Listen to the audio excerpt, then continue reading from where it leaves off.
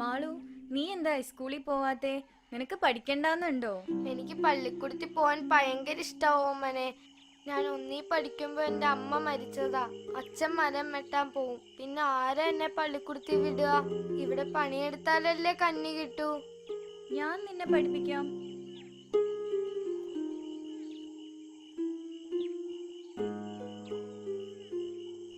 ആ ആ ആ ആ ഈ ഈ ഈ ഈ ഇനി ഞാൻ നിന്നെ വേറൊന്നും പഠിപ്പിച്ചുതരാം. ഉം. കിഴക്ക് ബംഗാൾ ഉൾക്കടൽ, തെക്ക് ഇന്ത്യൻ മഹാസമുദ്രം, വടക്ക് ഹിമാലയ പർവ്വത പ്രദേശം. എന്തിനാ മാളു നീ കരയണേ? എന്റെ പാപ്പ അവിടെ വെച്ചാ മരിച്ചത്. എന്തിനാ നീ ഇപ്പോഴും കരഞ്ഞോണ്ടിരിക്കുന്നേ?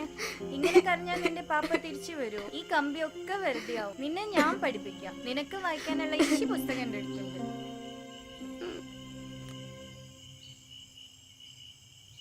ഒരിക്കൽ ഒരു സ്വർണ്ണ കച്ചവടക്കാരനുണ്ടായിരുന്നു. കാഴ്ചയ്ക്ക് അയാൾ ഒരു വലിയ ഭക്തനായിരുന്നു. ഒരു തികഞ്ഞ വൈഷ്ണവനെ പോലെ. അയാൾ കഴുത്തിൽ രുദ്രാക്ഷമാല അണിഞ്ഞിരുന്നു. വലിയ ചന്ദനക്കുറിയും ചെവിയിൽ തുളസി ഇലയും ഉണ്ടായിരുന്നു. ഒരു ഈശ്വര ഭക്തനായതുകൊണ്ട് അയാളെ എല്ലാവരും വിശ്വസിച്ചു. തങ്ങളെ ഒരിക്കലും ചതിക്കില്ല എന്ന വിചാരത്തിൽ ആളുകൾ അയാളുടെ കടയിൽ ആഭരണങ്ങൾ പണിയുവാൻ കൊടുക്കും. ആരെങ്കിലും കടയിൽ ചെന്നാലുടൻ അകത്തു നിന്ന് ഉറക്കെ കേശവ കേശവ എന്ന നാമം കേൾക്കും. ശിവ ശിവ. എന്താ അത്?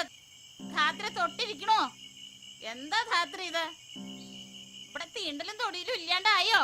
ഈ സ്കൂളിൽ നിന്ന് വന്ന ആദ്യം കുളിക്കല്ലേ വേണ്ടേ? അതെങ്ങനെയാ ഇവളിങ്ങനെ ഓരോന്നും പറഞ്ഞിരിക്കല്ലേ ഇവിടെ? ജന്തു. എന്തിനാ വല്യമ്മ അവളെ വഴക്ക് പറയണേ? ഞാൻ പിടിച്ചിരുത്തിയതാ അവളെ. കേക്കണ്ട എനിക്കൊന്നും. പോയി കുളിക്ക. ഇല്ലാച്ചാ ഞാൻ അച്ഛനോട് പറഞ്ഞു കൊടുക്കും. ആ പോയി കുളിക്ക.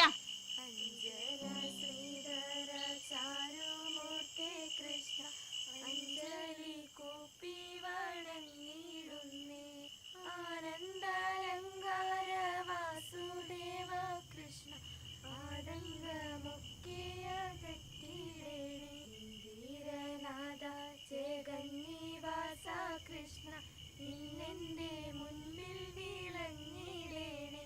ഈരേഴുലകിലും മേഘനാഥ കൃഷ്ണ ഈരഞ്ചു കുപ്പി വണങ്ങിടുന്നേ.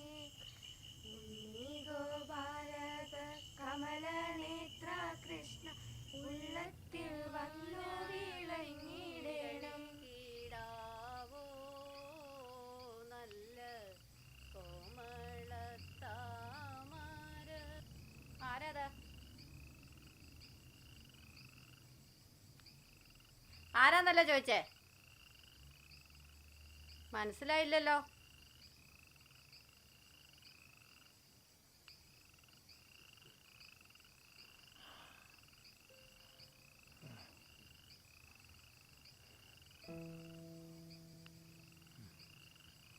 പാപ്പേ, ആരോ വന്നിരിക്കുന്നു.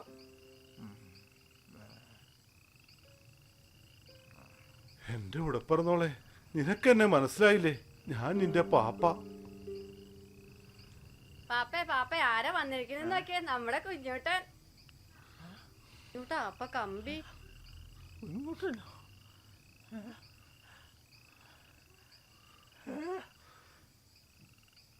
എന്റെ മക്കളെ, ഞാൻ സ്വപ്നം കാണുവാണോ? സ്വപ്നം കാണുകയല്ല അച്ഛ, ഞാൻ തിരിച്ചു വന്നു. യുദ്ധഭൂമിയിൽ ഞാനും എന്റെ കൂട്ടുകാരനും കൂടി ഭക്ഷണ സാധനങ്ങൾ വാങ്ങുവാനായി വണ്ടിയിൽ യാത്ര ചെയ്യുകയായിരുന്നു. പെട്ടെന്ന് വണ്ടിയുടെ ബ്രേക്ക് പൊട്ടി. ഞങ്ങൾ രണ്ടുപേരും തെറിച്ചു വീണു. കൂട്ടുകാരനൊരു കൊക്കയിലേക്കും ഞാനൊരു മരത്തിന്റെ പേരിലും തങ്ങി നിന്നു. ബോധം പോയ എന്നെ ആരൊക്കെയോ ചേർന്ന് ആശുപത്രിയിൽ എത്തിച്ചു. തോളല് പൊട്ടിയ ഞാൻ 5 വർഷം ആശുപത്രി കിടക്കേണ്ടി വന്നു. ഞാനാണ് മരിച്ചതെന്ന് കരുതി മേജർ കത്തയക്കുകയായിരുന്നു. എനിക്ക് എന്റെ അച്ഛനെ കാണാൻ പറ്റിയല്ലോ. അച്ഛാ, അച്ഛന് സന്തോഷമായല്ല.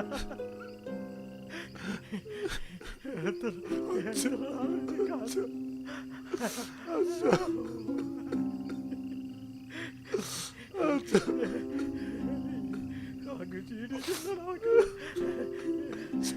പൊന്നച്ഛ. കണ്ട മോൻ. മക്കള് പോയി കുളിച്ചേച്ചു വാ, അച്ഛനിപ്പോ വരാം. ശരി അച്ഛ. ആ മാളു, നീ ആ പെട്ടി അകത്തേക്ക് വെച്ചിട്ട് ഒരു തോർത്തുമുണ്ടിങ്ങെടുക്ക്. അമ്മായി, ഈ കൊച്ചേതാ? നിന്റെ കൂടെ പറഞ്ഞോണ്ടേ നീ മരിച്ചു എന്ന് കമ്പി വന്നു. എനിക്കാണെങ്കിൽ പ്രായം കൂടി കൂടി വരികയില്ല. എൻ്റെ കാലശേഷം എൻ്റെ കുട്ടിക്ക് ആരാ ഉള്ളേ? ആലോചിച്ചപ്പോൾ ഒരു മാർഗേ കണ്ടുള്ളൂ. ശങ്കരൻ അവിടെ മുറചെറുക്കനാണല്ലോ, നല്ല അധ്വാനി. പിന്നെ ഒന്നും നോക്കിയില്ല, ശങ്കരനെ കൊണ്ട് അവക്കൊരു ഉടവേ അങ്ങ് ഉടുപ്പിച്ചു. മാളു, എന്താ മോളുടെ പേര്? പാറുക്കുട്ടി. പാറുക്കുട്ടി, എന്തിനാ മോള് കരയുന്നേ? അമ്മാനിപ്പോ വരാട്ടോ. ആ ചാക്കോ പോയില്ലായിരുന്നു. ആ ഇതിരിക്കട്ടെ.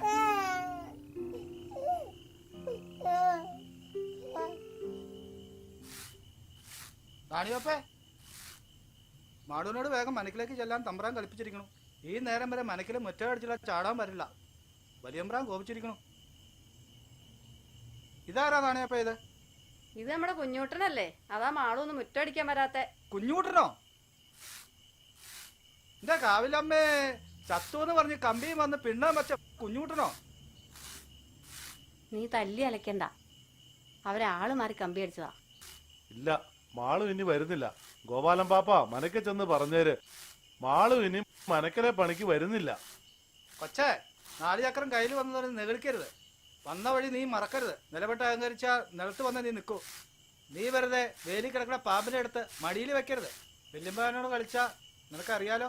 ഗോപാലൻ പാപ്പ ചെല്ല്, എനിക്ക് നല്ലോണം അറിയാം. മുറ്റടിക്കാൻ വേറെ ആളെ കിട്ടുമെന്ന് നോക്ക്, ഇല്ലെങ്കിൽ ഉള്ള കഞ്ഞിയിലും മണ്ണിയാടും. ഓ അഹങ്കാരി, നീ നിന്റെ കഞ്ഞി തന്നെ മണ്ണ് വാരിയമ്മ ഓർത്തോളണം. മക്കളെ, ഇത് തീക്കളിയാണേ. വരുന്ന എന്തായാലും ഞാൻ സഹിച്ചു. മനക്കിലെ ചേടിപ്പണിക്ക് ഇനി ഞാൻ എന്റെ ഉടപ്പറന്നോളെ വിടുന്നില്ല. ഏട്ടൻ പറഞ്ഞാ ശരി, അവർക്കും കൂടി കഴിക്കാനുള്ളത് ഞാൻ അധ്വാനിക്കുന്നുണ്ട്. എന്ത് ധിക്കാരമാ മക്കളെ ഇത്? ഇനി മനസമാധാനത്തോടെ ഈ നാട്ടിൽ ജീവിക്കാൻ ഒക്കുവോ? മാളു എത്ര കാലമായി കഷ്ടപ്പെടുന്നു. എത്ര പേരുടെ ആട്ടും തുപ്പും കൊണ്ടു എന്റെ ഉടപ്പറന്നോൾ. ശങ്കരനും കാർത്തുവും മനക്കിലെ സന്തതികളായിട്ടും അടിമകളാക്കിയില്ലേ? എന്തിന്? ഇവരുടെ അച്ഛനെ പോലും ദാസ്യവേല ചെയ്യിപ്പിക്കുകയല്ലേ ആ വലിയമ്പ്രാൻ. ഒക്കെ ശരിയാ. ഇരുവായ്ക്ക് എതിർവാ പറയാൻ ആർക്കാ മക്കളെ ഇവിടെ ധൈര്യം? അച്ഛാ, എത്ര കാലമായി നമ്മുടെ ഇവളിങ്ങനെ കഷ്ടപ്പെടുന്നു. 4 വർഷമായി നാട് സ്വതന്ത്രമായിട്ട്. നമുക്കും സ്വാതന്ത്ര്യം വേണ്ടേ? ഞാൻ ജീവിച്ചിരിക്കുന്ന കാലത്തോളം നിങ്ങൾക്ക് കഴിയാനുള്ളത് സർക്കാർ ചെലവിനായി നമുക്ക് തരുന്നുണ്ട്. അപ്പൊ ഞാനും എന്റെ പെണ്ണും എന്ത് ചെയ്യും? അപ്പൊ ഞാനല്ലേ നിങ്ങക്ക്? അതുതന്നെ. കാർത്തുവിന് 15 വയസ്സല്ലേ ആയിട്ടുള്ളൂ. ഈ കൂടെ നിങ്ങൾക്കുള്ളതും കൂടി ഞാൻ സമ്പാദിക്കുന്നുണ്ട്. ശങ്കരനും പണിയെടുക്കുന്നുണ്ടല്ലോ. അവളുടെ പുടകൊടുക്കൽ ആര് നടത്തും? നിന്നെ കൊണ്ട് പറ്റുമോ? പിന്നെ മനക്കേന്ന് നടത്തുവോ? അടിച്ചു തടിച്ചു നിന്നാൽ മതി, അതിനുള്ള വകൂടി മനക്കേന്ന് തരും. പുഷിപ്പിച്ചാൽ എന്റെ ഭഗവതി. എന്നിട്ട് ശങ്കരന്റെ പുടകൊടുക്കലിന് മനക്കേന്ന് എന്തു വന്നു? ഒന്നും തന്നില്ല. കാർത്തുവിന്റെ കാര്യത്തിനായി 2 വളയും ഒരു മാലയും തന്നിട്ടുണ്ട്. അമ്മായി നാളെ തന്നെ മനക്കെ ചെന്ന് പറ, നാളെ കാർത്തുവിന്റെ പുടവുമുറിയാണെന്ന്. അച്ഛൻ വീട്ടുകാർ എന്തു തരുമെന്ന് അറിയാലോ. നീ എന്തൊക്കെയായി പറയണത്? ഇനി ആ മനക്കേലെ പഴുങ്ങഞ്ഞ് വേണ്ട. അതുകൊണ്ട് വരുന്ന ഭവിഷ്യത്ത് ഞാൻ സഹിച്ചോളാം. എന്റെ ഭഗവതിയെ, എനിക്കൊന്നും അറിയാൻ മേലായേ. എന്റെ കുഞ്ഞുങ്ങൾ നീ തന്നെ കാക്കണം. എന്റെ കാത്തുവിന് ഞാൻ ഗുണം കൊടുക്കും. അച്ഛൻ വിഷമിക്കേണ്ട. കാർത്തു മുറപ്പെണ്ണായ സ്ഥിതിക്ക് അവക്ക് ഞാൻ തന്നെ പുട കൊടുക്കാം. അങ്ങനെയെങ്കിലും എന്റെ ഉടപ്പറന്നോൾ ഈ നരകത്തിൽ നിന്ന് രക്ഷപ്പെടുമെങ്കിൽ അതുകൂടി ഞാൻ നിർവഹിക്കാം. എന്താ, അതുപോരെ? അങ്ങനെയാണെങ്കിൽ നാളെ തന്നെ പണവും കൂടാ.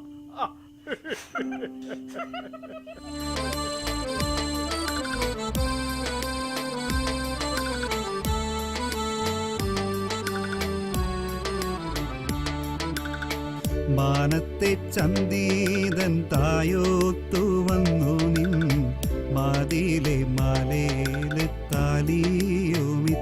പോൽ മാനത്തെ ചന്തീതൻ തായോത്തു വന്നു നിൻ മാതിലെ മാലേലെ താലിയുമിത്തെ പോൽ മാളോത് കാണാതെ എന്നെ എഴുത്തോന്ന മാതിക മേലേല് കൊന്തോന്ത് പോയടേ മാളോത് കാണാതെ എന്നെ എഴുത്തോന്ന മാതിക മേലേ